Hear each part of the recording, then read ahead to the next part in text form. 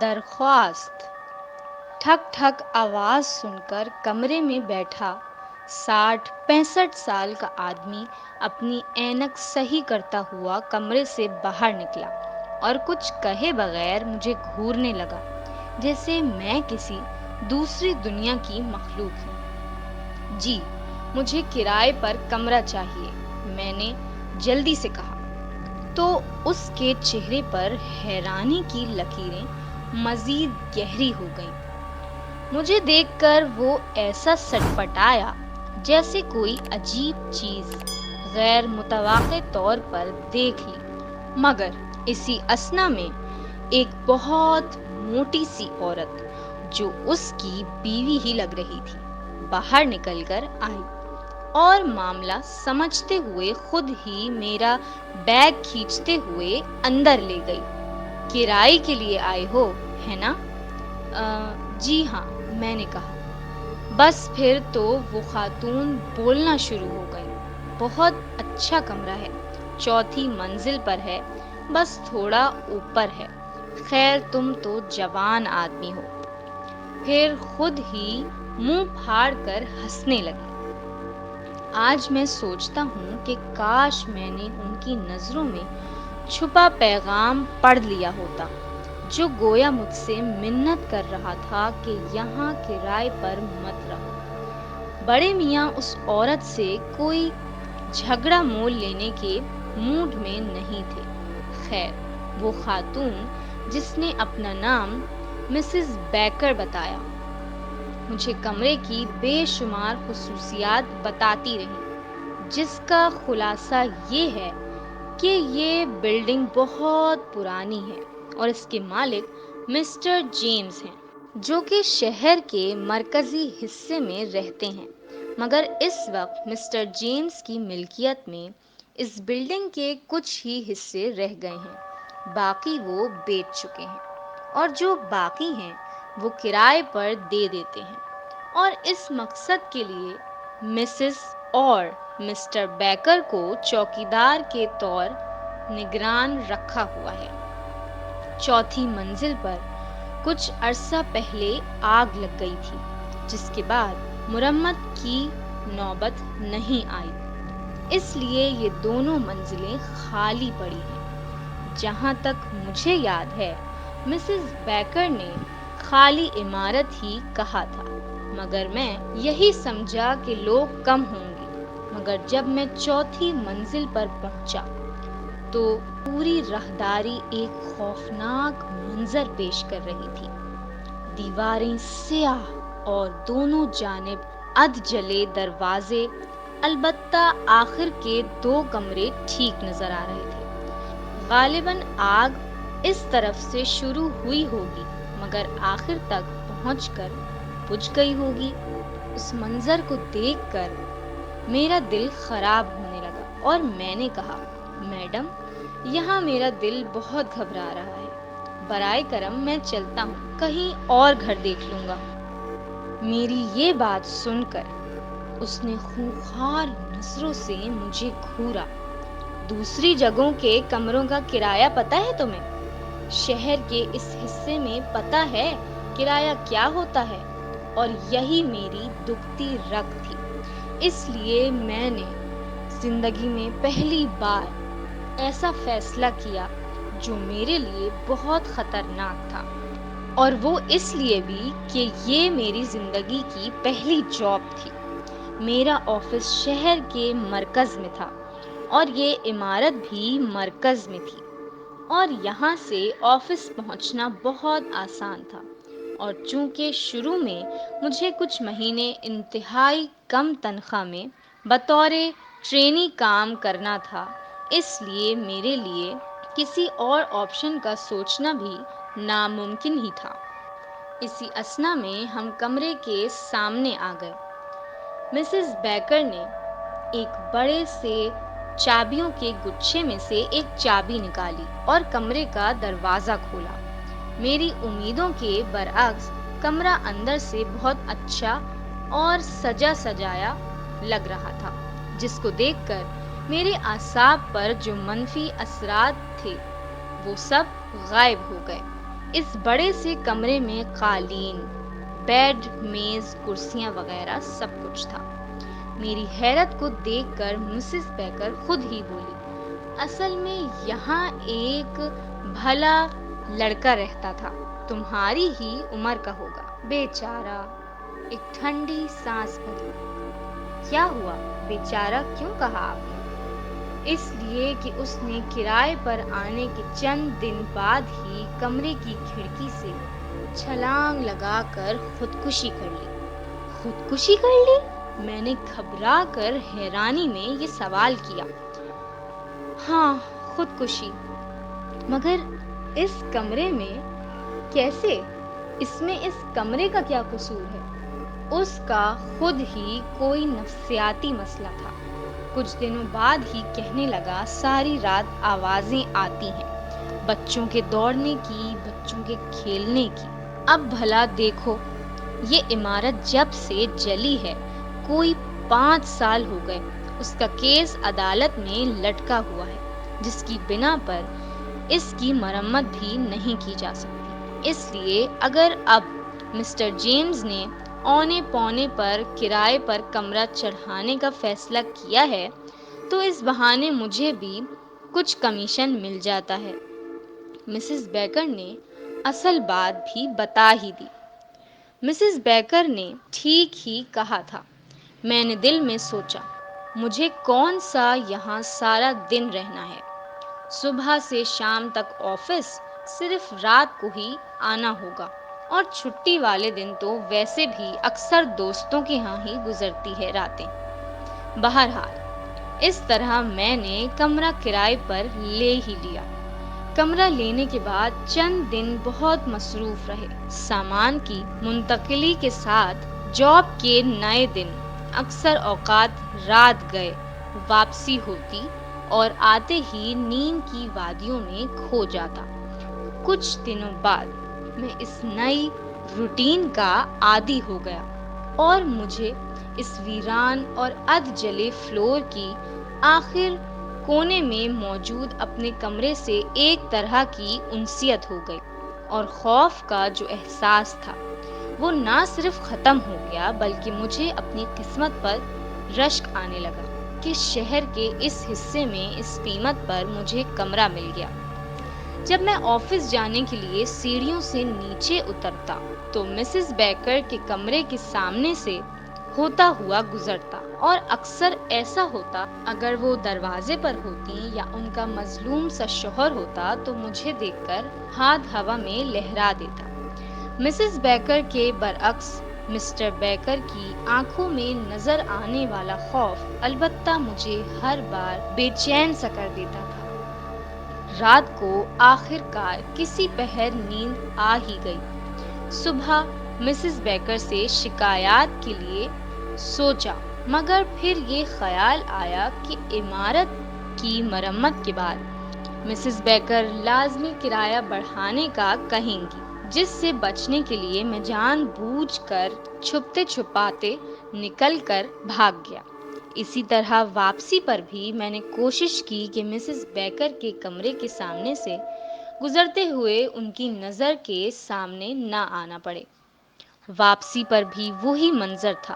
ایک دو لوگ بھی نظر آئے جو غالباً نئے کرایہ دار لگ رہے تھے، اور وہ مجھے عجیب عجیب نظروں سے دیکھ رہے تھے۔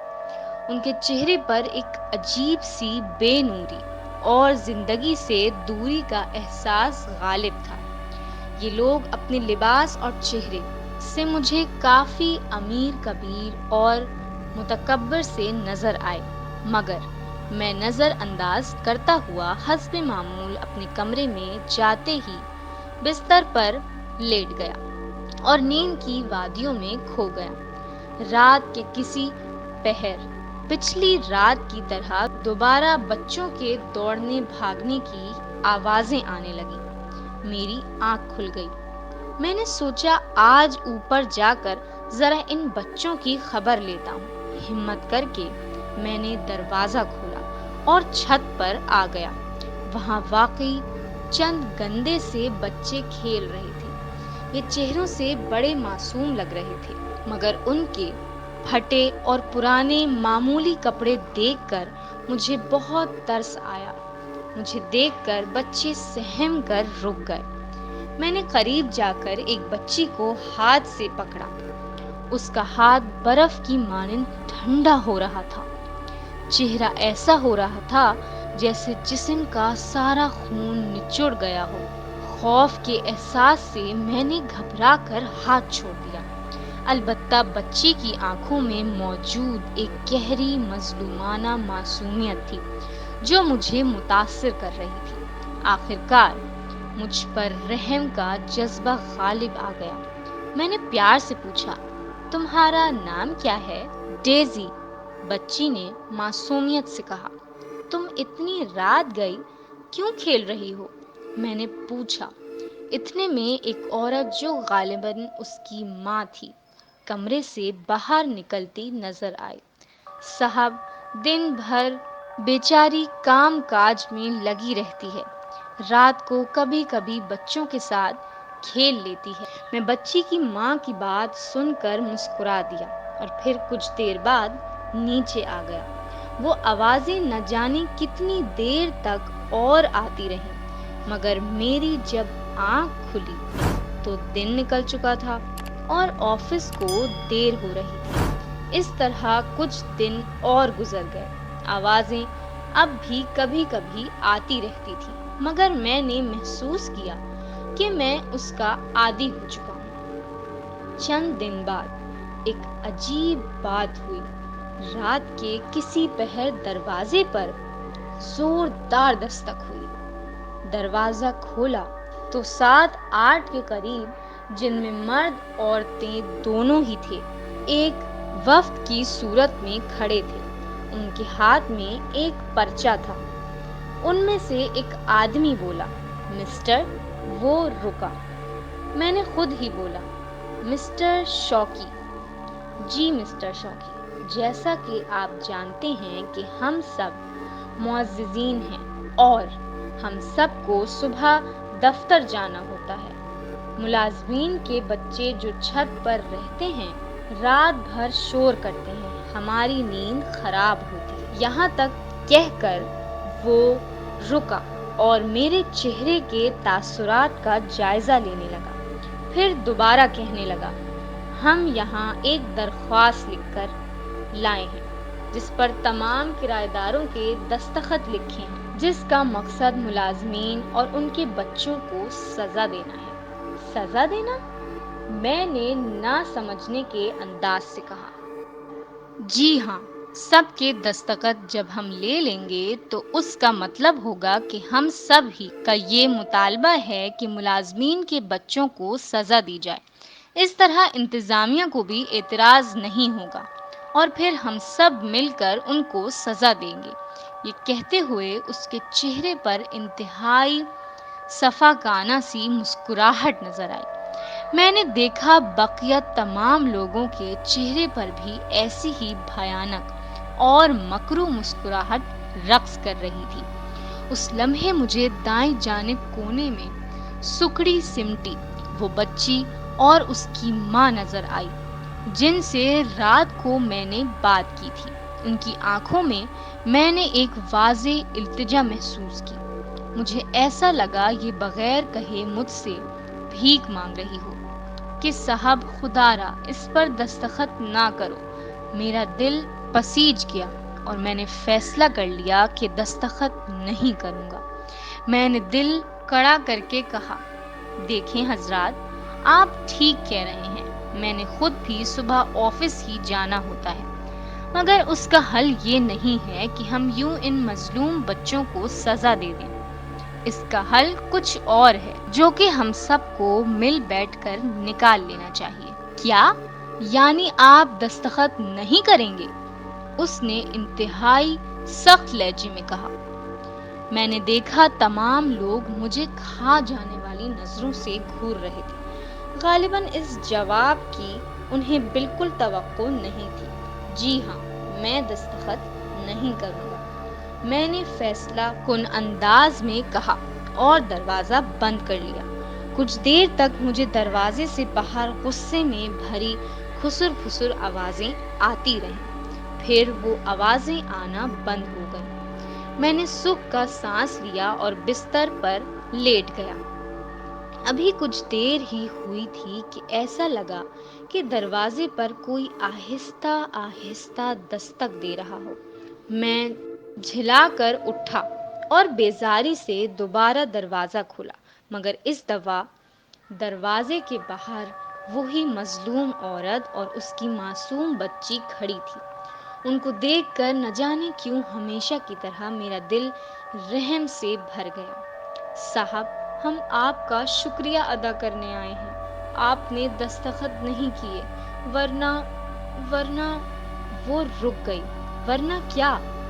ورنہ یہ ہمیں جان سے مار دیتے۔ کیا مطلب؟ جان سے کیسے مار دیتے؟ جی ہاں، یہ سب لوگ بہت ظالم ہیں۔ پہلے ہمیں بہت مارتے، پھر چھت سے دھکا دے دیتے اور یہ کہہ دیتے کہ ہم نے غربت سے تنگ آ کر خودکشی کر لی۔ عورت روتے ہوئے بولی، نہیں نہیں، ایسا نہیں ہوگا، آپ جائیں، آرام کریں۔ یہ کہہ کر میں نے بہلا پھسلا کر چلتا کیا۔ صبح اٹھ کر جب میں آفس جانے کے لیے تیار ہو کر کمرے سے باہر نکلا تو میرے قدم وہیں رک گئے، بلکہ خوف کی ایک لہر سی میری رگوں میں دوڑنے لگی۔ میری نظروں کے سامنے وہی جلی ہوئی خالی عمارت، ادھ جلے دروازے سامنے تھے۔ ایسا لگ ہی نہیں رہا تھا کہ چند دن پہلے جو مرمت شدہ عمارت دیکھی تھی کبھی یہاں تھی۔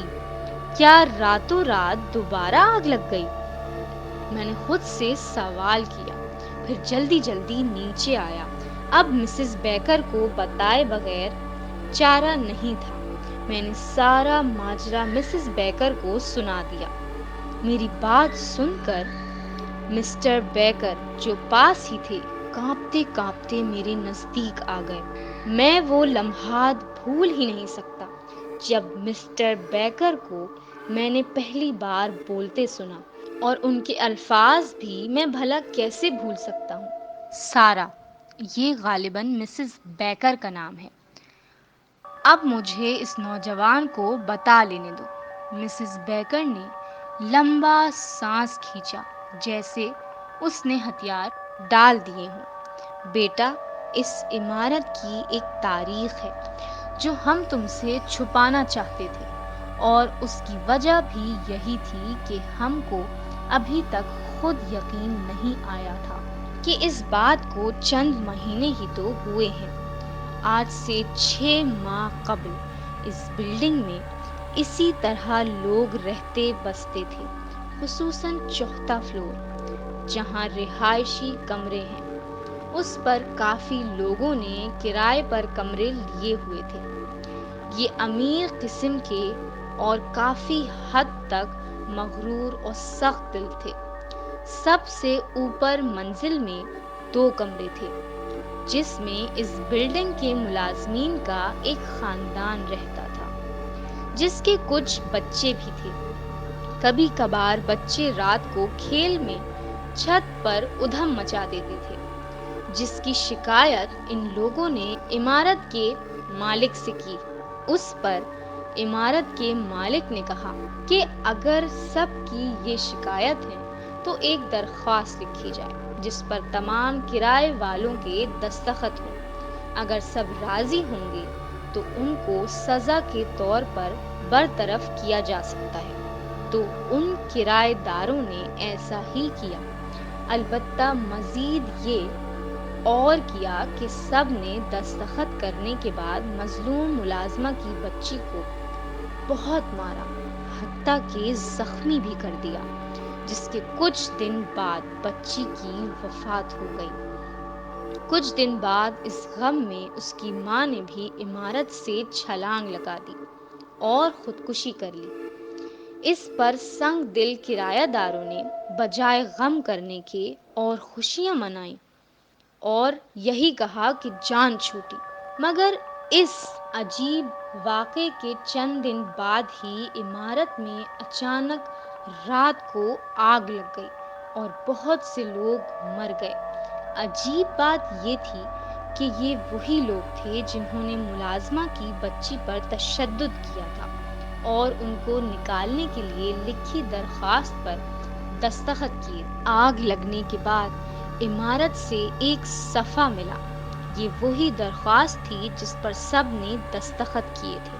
سب سے عجیب بات یہ تھی کہ بالکل بھی نہیں جلا تھا۔ یہ کہہ کر انہوں نے ایک دراز میں سے پرانا مگر صحیح سالم صفحہ نکالا جس پر کوئی 20 کے قریب نام لکھے تھے۔ یہ آخری نام، یہ تو لگ رہا ہے بعد میں خود لکھا گیا ہے۔ آخری نام؟ مسز بیکر ہسٹرائی انداز میں چلائیں اور خوف زدہ ہونے لگی۔ یہ نام ان لوگوں کا نہیں لکھا ہوا، یہ اس کرایہ دار کا ہے جو تم سے پہلے اس کمرے میں رہا تھا۔ اس کمرے میں رہنے کے کچھ دنوں بعد اس نے عجیب عجیب سی شکایات کرنا شروع کر دی تھی کہ رات کو بچوں کے کھیلنے کودنے کی آوازیں آتی ہیں، جس پر میں نے غور بھی نہ کیا، مگر بعد میں اس نے یہ بھی ذکر کرنا شروع کر دیا کہ اس فلور پر نئے لوگ آ گئے ہیں اور فلور کی مرمت بھی شروع ہو گئی ہے، اور یہ کہ دوسرے لوگ بھی اس کھیلنے کودنے سے تنگ ہیں، اور وہ سب مل کر مالک عمارت سے ایک شکایات کی درخواست لکھ رہے ہیں۔ تو ہمیں اس کے نفسیاتی ہونے پر کوئی شبہ نہیں رہا، اس لیے کہ ایسے لوگ پہلے بھی آتے رہے ہیں، لہٰذا ہم اس کو عام سا نفسیاتی مریض ہی سمجھے، کیونکہ ہمیں نہ تو نئے کرایہ دار نظر آئے اور نہ ہی عمارت کی کوئی مرمت۔ پھر ایک دن صبح اس کی لاش عین کھڑکی کے نیچے سڑک پر پڑی نظر آئی، جس پر ہم نے یہی سمجھا کہ اس نے خودکشی کر لی۔ اس کے اگلے دن یہ صفحہ ہمیں دوبارہ باہر عین اسی جگہ نظر آیا جہاں پہلے ملا تھا، اور اس میں واضح طور پر نئے کرایہ دار کا نام اضافہ میں بھی لکھا تھا۔ یہ کہہ کر مسز بیکر تو خاموش ہو گئی، مگر مجھ پر صورتحال واضح ہو گئی تھی، اور میرا خیال ہے مسز اور مسٹر بیکر بھی سمجھ چکے تھے۔ نئے کرایہ دار نے درخواست پر دستخط کر دیے ہوں گے، جس کا مطلب یہ تھا کہ وہ ملازمہ کی بچی یا اس کی روح کو سزا دینے پر راضی تھا، جس کے بدلے میں وہ ملازمہ اور اس کی بچی اس کی روح کے انتقام کا نشانہ بن گئے۔ اس کا صاف مطلب تھا، اگر میں کل دستخط کر دیتا تو آج میری لاش ملتی۔ گویا یہ دستخط موت کے پروانے پر دستخط تھا۔ مسٹر اور مسز بیکر خاموش تھے۔ میں عجلت کے انداز میں ان کے کمرے سے نکل آیا اور اس بلڈنگ سے تھوڑا ہٹ کر لمبے لمبے سانس لے کر اپنے اوسان بحال کرنے لگا۔ اسی اثنا میں نے جو مڑ کر دیکھا تو چوتھی منزل پر اپنے کرائے کے کمرے کی کھڑکی پر میری نگاہ پڑی۔ میں نے واضح طور پر دیکھا، اور میں یہ بھول بھی نہیں سکتا کہ کھڑکی میں وہی ملازمہ اور اس کی معصوم سی بچی میری طرف دیکھ رہی تھی، اور ان کے چہروں پر ایک اطمینان اور مسکراہٹ تھی جو میرے لیے اب اجنبی نہیں تھی۔ البتہ میں پسینے میں شرابور دہشت زدہ انداز میں سوچ رہا تھا کہ کیا میں آج آفس سے واپس اس آسیبی عمارت میں رات بسر کرنے دوبارہ آ سکوں گا۔